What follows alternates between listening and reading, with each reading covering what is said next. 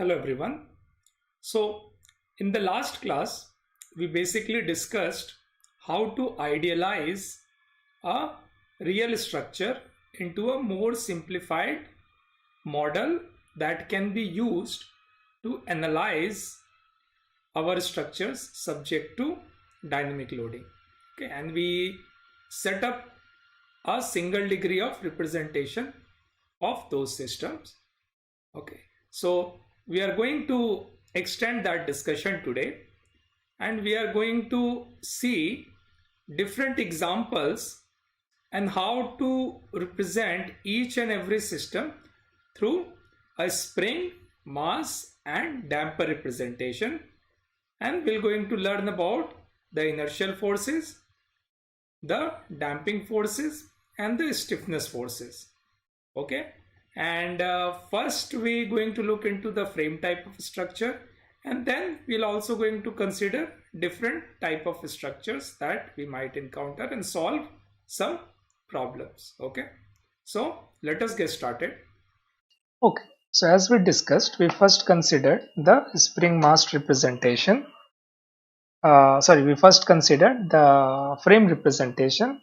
Now let us see how we can simplify the same thing to a spring mass damper system. Okay, so next thing that we are going to do is the spring mass damper representation.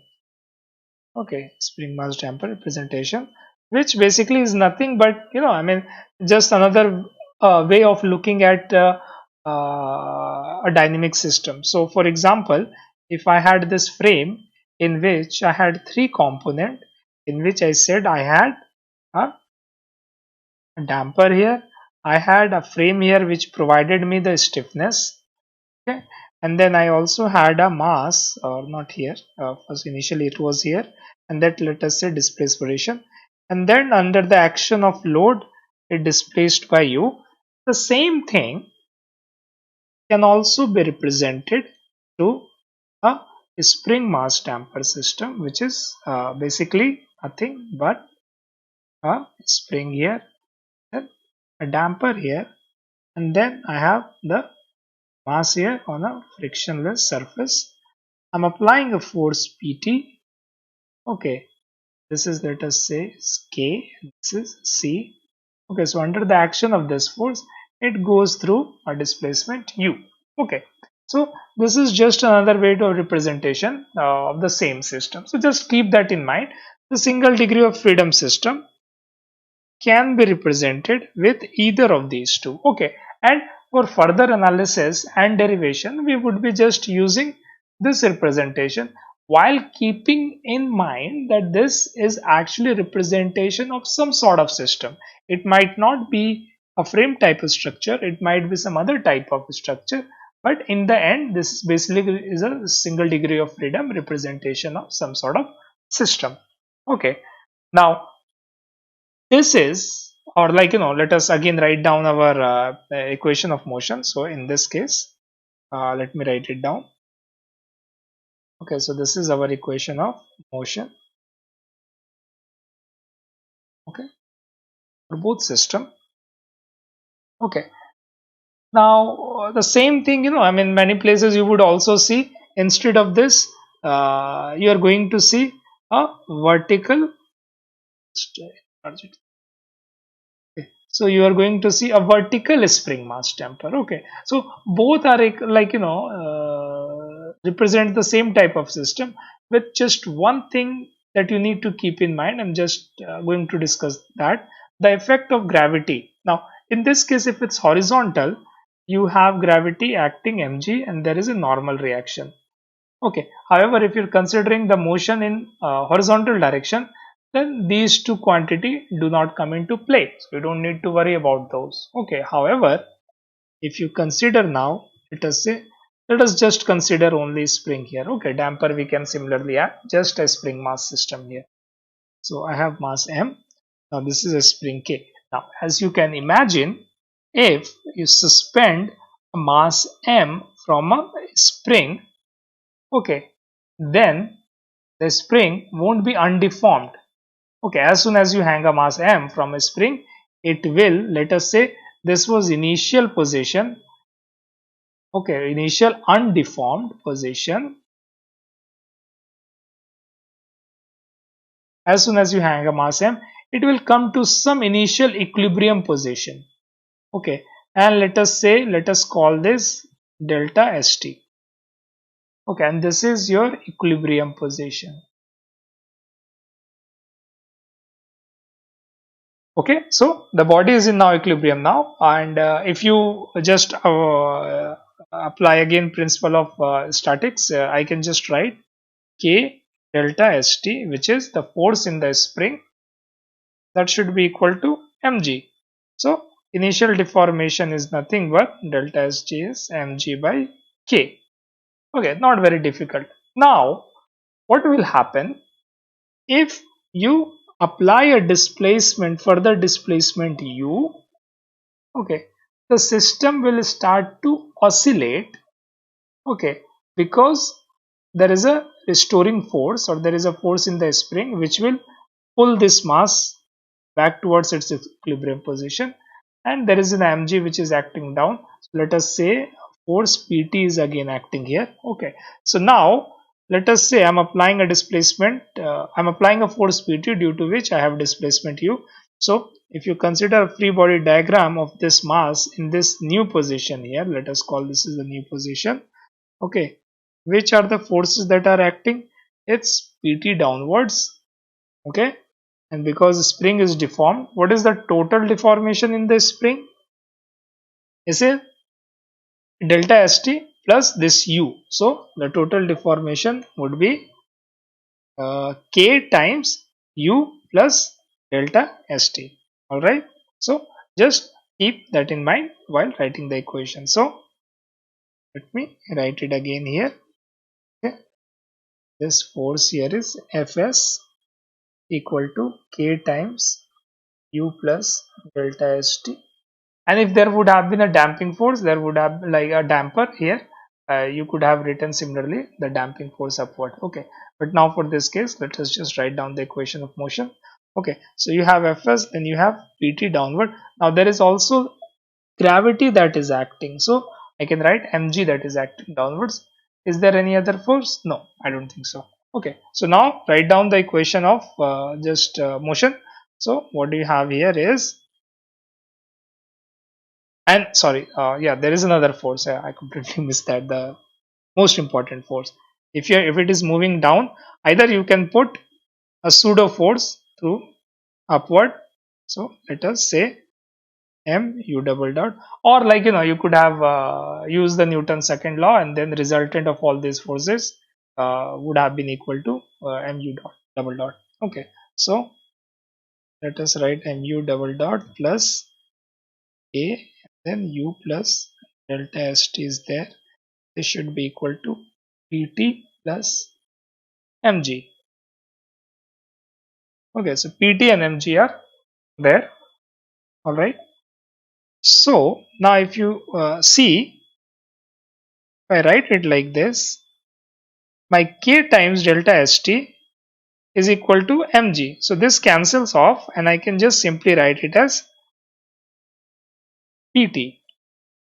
Okay, so this gives me an important conclusion that if displacement of the body, of course for a single degree of freedom representation, if displacement is considered from equilibrium position, okay, then gravity forces can be omitted. Then gravity forces can be omitted. Okay, so you don't need to consider, in this case you don't need to consider gravitational force if you are considering the deformation from the position of equilibrium. Okay, because initially that gravity force was actually being balanced by the initial stored energy, or the initial internal energy, which is k times delta st in this system. Okay, so the gravity force can be omitted. Okay, but there are two exceptions to this rule. Okay, okay, except, so let us say except when gravity force is the restoring force. We will see an example of that. Okay, or gravity force is the destabilizing force. Destabilizing force.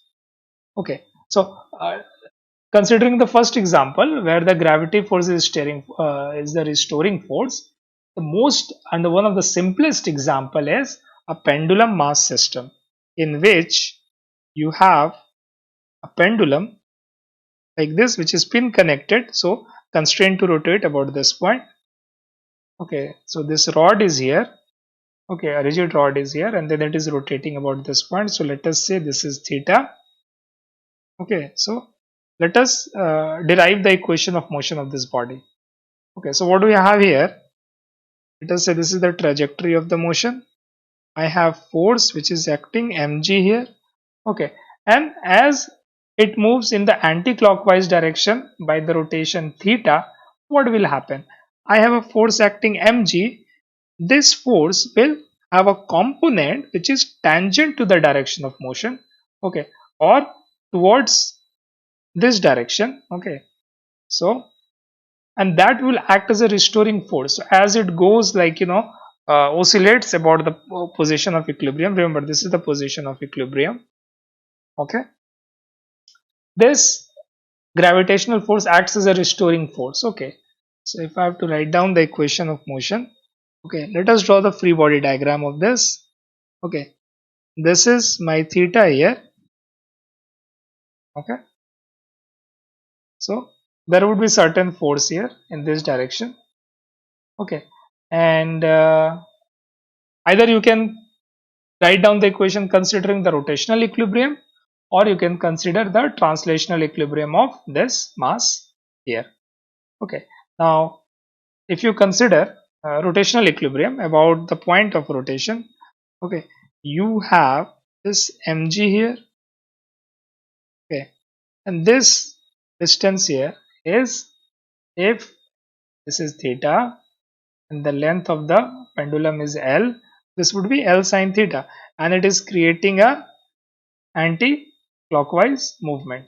Now I've assumed the direction of theta to be anti-clockwise. Okay, so if I have to apply a pseudo force, it would be opposite to the direction of theta, which would be again clockwise.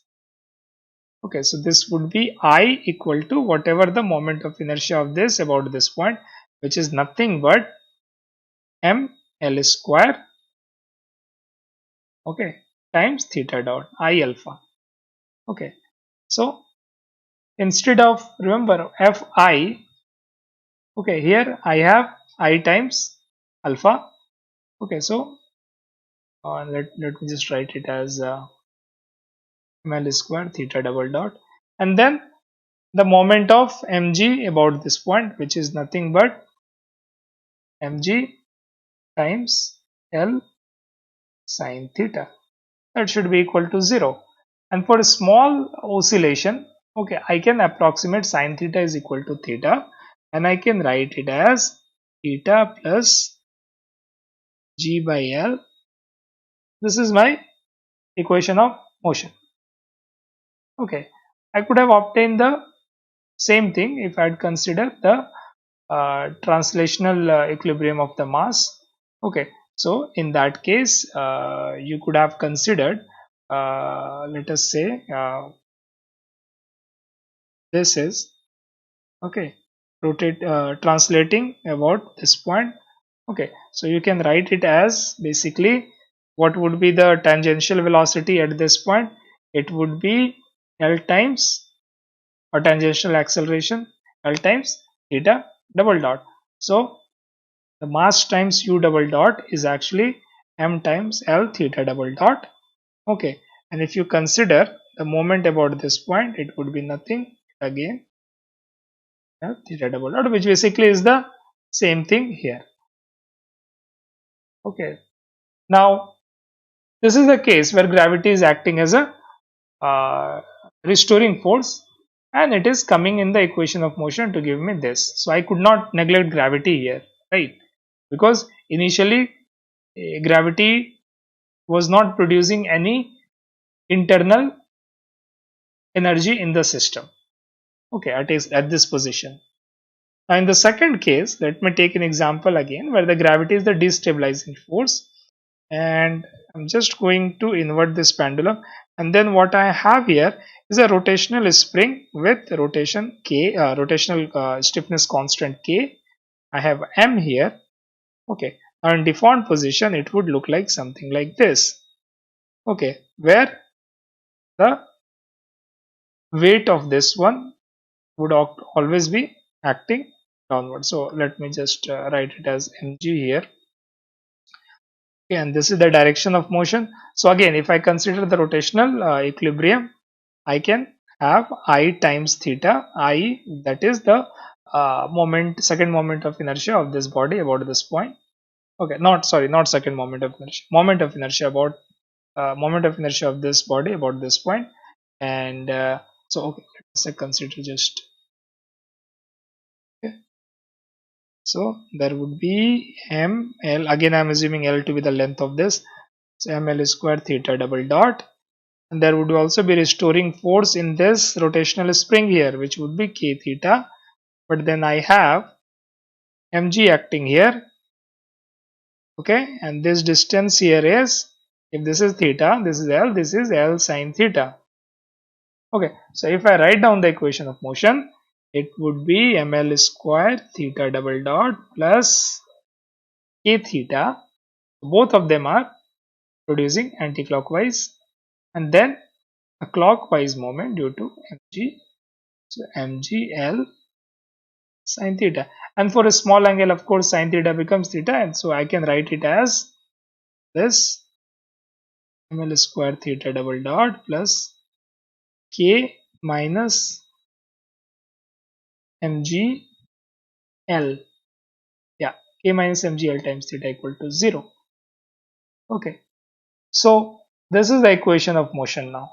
Okay, remember the critical value of the weight or the critical value of stiffness at which the oscillation won't happen or this would destabilize would be what? When k minus mgl becomes 0 or k becomes basically mgl. Okay, so in this case the gravity was actually reducing the stiffness of the system. Its stiffness would have been k times theta, however gravity is acting against it and reducing the stiffness of the system, so it is acting as a destabilizing force. So in these type of typical cases you could not possibly neglect gravity. However, if gravity is balanced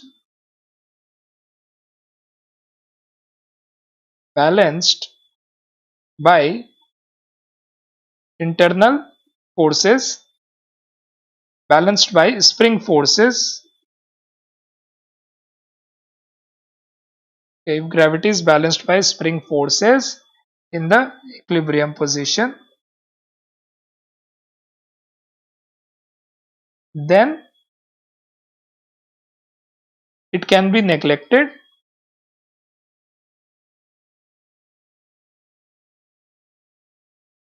in setting up the equation of motion if what?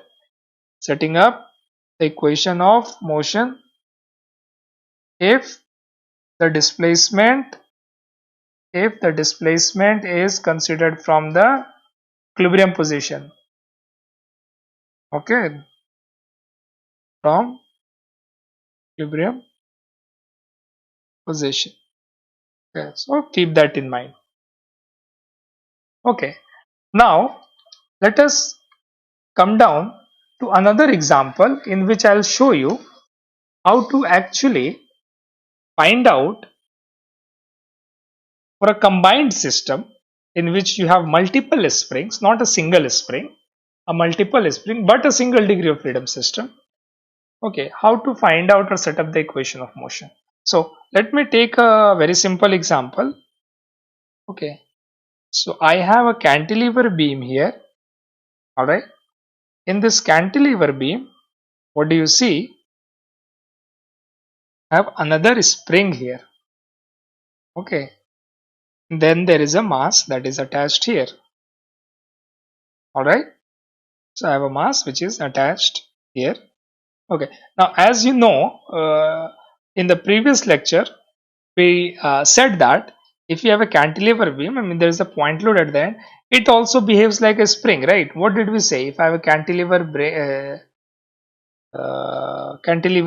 beam and then I have a force acting, okay, and if this is length L and EI, then I said that it could be represented by a spring like how? How do I represent it?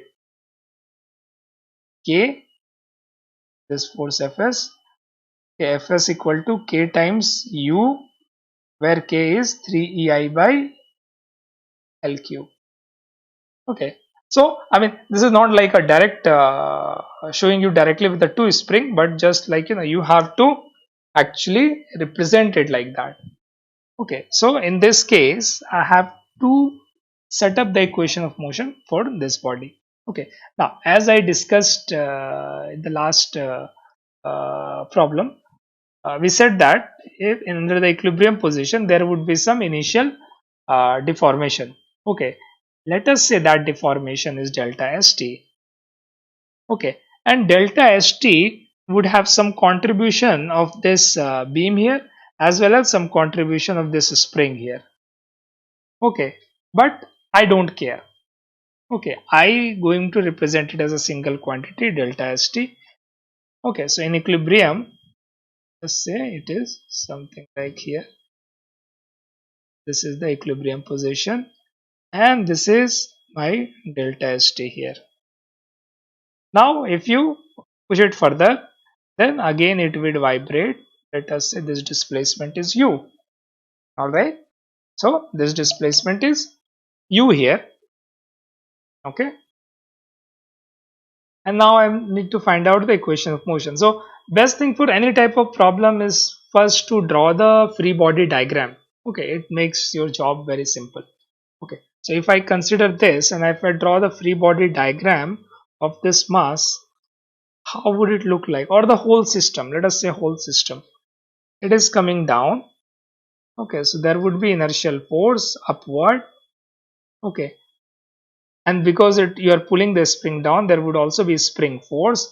So let us say this is the spring force Fs here. Okay, and this is the spring force Fs.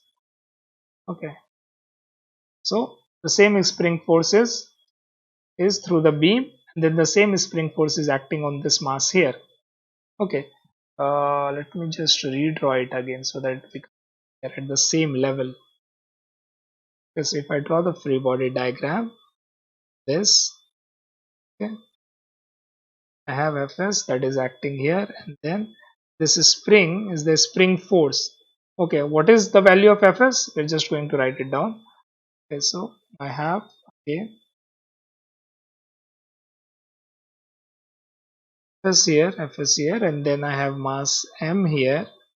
Again, the same Fs is acting on here.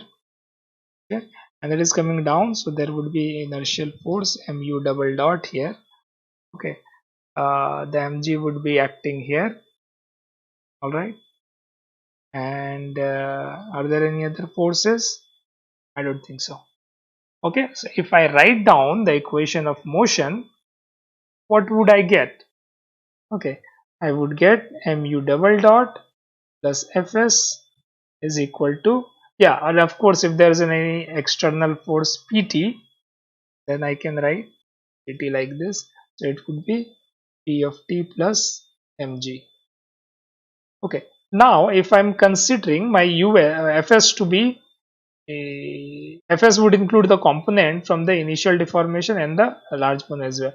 But remember, can I write here Fs is equal to, let us say, in this case, whatever the deformation it initially had, in the displaced position, if I'm considering u would have some component of the spring plus beam.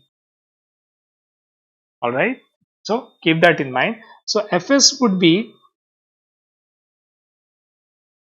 Ks times Us, alright, and would also be equal to, if you consider here, Kb times Ub. Okay, so the same Fs is being applied here, which is applying the force Kb times Ub, and the same is there through the spring here. The same force is being transferred here.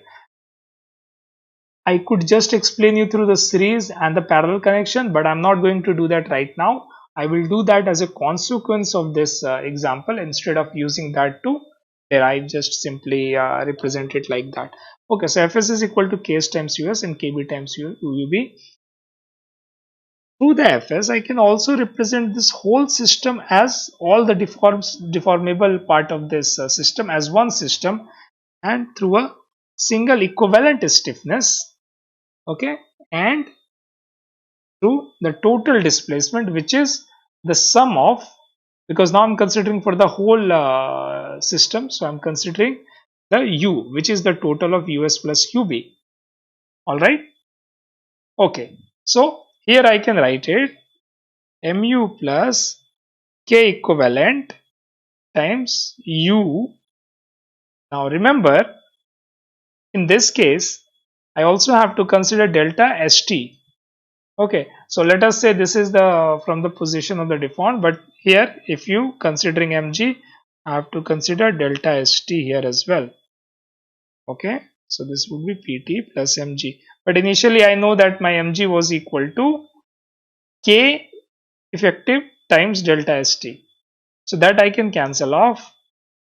I can get as mu double dot plus ke equal to pt. So my only job is to find out ke, which I can easily do. How? Let us see. I have said my u is us plus ub. Can I say my us is fs divided by, what is it, k equivalent? Us is fs divided by ks, and then fs divided by kb. Okay, so my k equivalent, if I write it, it would be kb times ks divided by kb plus ks, and then I can substitute it here, the only unknown here, to get the final equation of motion.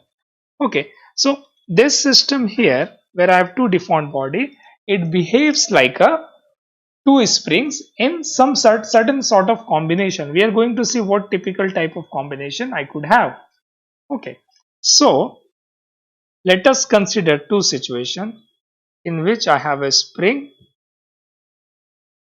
like this, in which this is k1, this is k2, and then of course there is a force that is being applied. So that is one situation. And in the second situation, I have two springs k1 and k2. Now what can you tell me about this connection and this connection? Can I say in this connection, in the first one, the force in all the springs are same? Okay, so if this is fs, the same would be the force here fs to all of them. Okay, however, the displacement is actually distributed between these two springs. Okay, this is called a series connection of springs in which force is same in all springs, but displacement is the sum of displacement in all the springs. Okay, in all springs. Okay, so basically what I mean to say, u is equal to u1 plus u2. Okay, and if you write that, you can just write, if u is basically represented, if I'm representing this whole system through a single system on which the force Fs is applied, then there is a displacement of u with a spring constant Ke. Can I say, I can write it, so this system would have u as what? Fs divided by K is equal to Fs divided by K1. Remember, force in the spring 1 is also Fs, and the force in spring 2 is also Fs. So the deformation would be simply force divided by the spring constant. And through this series relationship, I can get it as, okay, so K is as K1 K2 divided by K1 plus K2. Okay. Alright, now this is the series connection. Now in the second type of connection, which is called parallel connection, okay, displacement is same. So the displacements are same for all the spring. However, force is distributed between the spring. Okay, so in this case, u is equal to u1 is equal to u2, and if I need to represent it through a single spring which has k equivalent as the spring constant with the same deformation u, okay, let us see how do I do that. Okay, so as I know my force here, basically if I am applying Fs is equal to k1 u, right, plus k2 u. However, the equivalent system Fs is Ke times u. So simply K is equal to K1 plus K2. So the mathematical formulation itself is not very complicated. What I need you to remember, when do we say a connection is in series or in parallel? This what is important. For a series connection, force is same in all the springs, but the displacement is distributed among the spring. And for the parallel connection, displacements are same, but the force is distributed. So using these two, you can determine if the connection is in series, in parallel, if you ever get confused. And if you have a combination of series and parallel, you can always start taking two springs at a time and reduce it to a very simple system. Okay. Alright. So I hope it is clear up to this point. Alright. So the next thing that we are going to do, till now we have said our equation of motion is what? Cu Ku is equal to, so this is our equation of motion. Okay. Now one of the very common situation, especially for structural and earthquake engineers, is a scenario in which actually the base of the structure is excited by a ground acceleration. Okay, so what I'm saying, I have this frame here, or I could do the same thing with the spring mass representation. I'll show you how do I do that. And this is undergoing a ground acceleration. Okay, so this represents an earthquake ground excitation.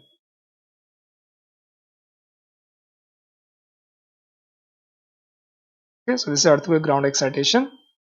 All right, so in this case, how do we set up our equation of motion? Okay, and similarly in terms of spring mass damper representation, it would look like something like this. Have damper and then this. Okay, and the support that I have here, this one is not fixed support anymore. It is actually going through acceleration UG. Of course, because of this there will be some displacement as well. Okay, so Just say it is U, and then there is displacement of the ground due to earthquake. Similarly, in this case, if I write it like this, is happening due to the ground movement. There is some shift due to ground movement, and then of course due to internal deformation of the structure. Okay, so this much of component U is relative deformation of the structure, UG is the ground deformation, and then this total deformation is called UT, which is the ground deformation UG plus the relative deformation of the structure. Okay, so this thing you need to know. Okay, and then of course in terms of velocity and displacement, it would be also similar to the acceleration. UT would be UG of t plus U double dot t. Okay, so again, if I have to set up my equation of motion, let us consider the equilibrium of this body here. Alright, so let us say a force, well, there is no external force, let us say, being applied here. Okay, so in this case, if it is deforming, then I have, because of the stiffness component, I have Fs. Because of damping component which was there, I have Fd. And then because of inertial component, which is basically this, not here, is I have Fi component. Okay, and my equation of motion would be simply Fi plus Fd plus Fs is equal to 0. Alright, now let us see how do we write each of these terms here. Okay, so the inertial term, remember my ground itself is moving. Okay, so the inertial force Fi, I need to have some frame of reference, correct?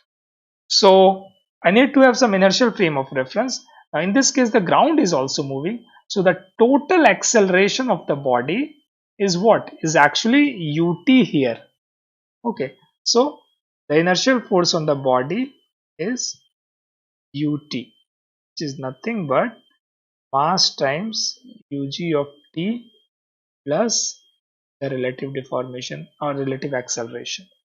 Okay, now let us see what happens to the damping term Fs and Fd.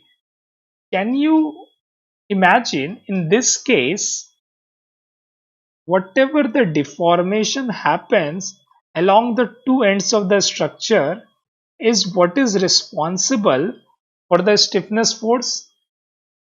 Okay, try to imagine like this. Because of the rigid motion of the structure, there is no deformation that is produced in the structure. Okay, so you have something like this here, and then it moves here.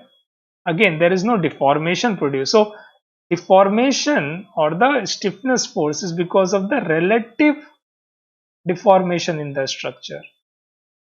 Okay, so because of that reason, Fs is actually k times the relative deformation ut. Okay, not the total deformation. Okay, and just to explain it, I give an example of, consider a spring in which, or consider a train moving, right? And you are standing on the ground. Okay, and you are applying a force on the spring, correct? Now if you apply the force whether you are on the ground or inside the train, would the force in the spring be different? No. However, consider yourself now, you are on the ground and running. Okay, and the second situation, you are inside the train and the running. Would you think the total inertial force on you would be different? Yes, because on the ground if you are running, the total inertial force on you would be just your mass times your acceleration. However, in the train, if you are running, the total inertial acceleration on you would be, or inertial force would be, your mass times your acceleration plus the acceleration of the train.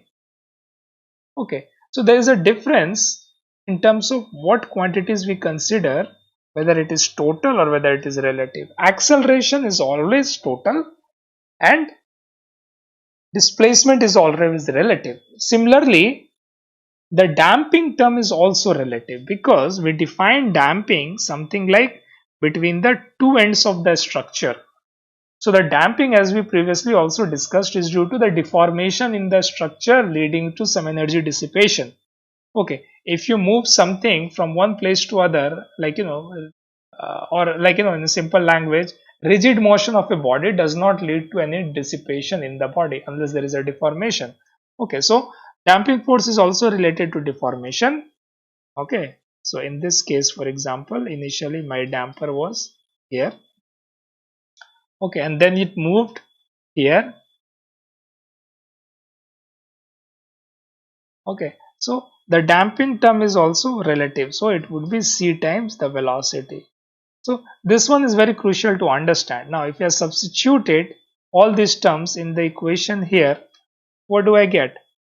I get m u double dot cu double dot plus cu dot then au, and then I bring this mug dot term to the right. Okay, so although it did not have any external force in here, something like pt being applied at the top of the structure, we see I'm getting a term on the right hand side.